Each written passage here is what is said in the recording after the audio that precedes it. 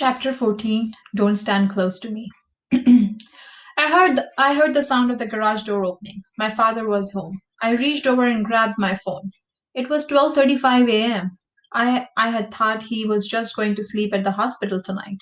He was doing that at least twice a week. I couldn't imagine how tired he must be.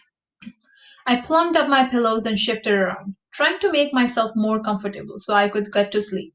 For more than an hour, I had been trying the usual things I did to slow down my thoughts, but nothing was working. Who was I fooling? There was no way I was going to sleep anytime soon. I climbed out of bed.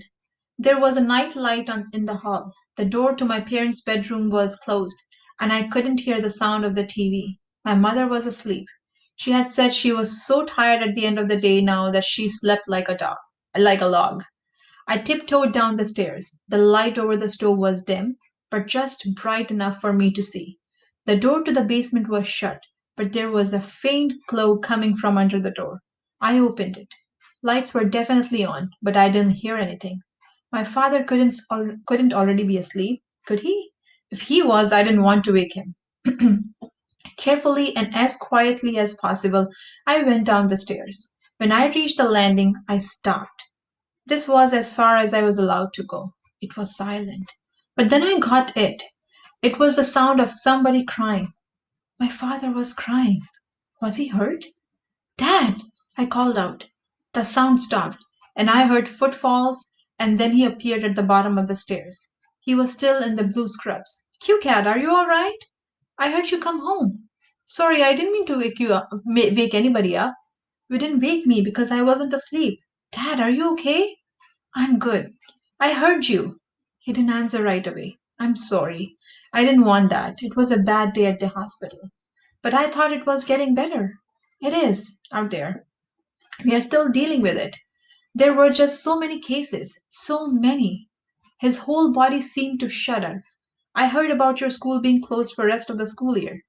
Is that why you can't sleep? It's just school. It's not just school, it's your life.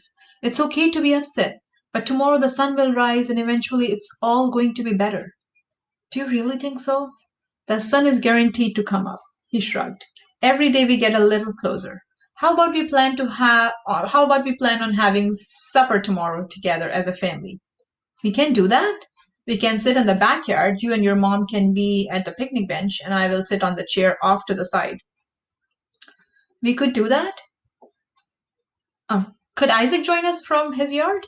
Sure, invite his mother too, if she's home.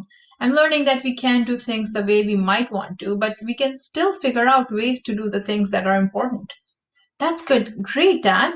Now, my girl, it's time for you to go upstairs and get some sleep. I'll try to do the same. See you tomorrow at dinner. Okay, good night, Dad. Good night, Q Cat.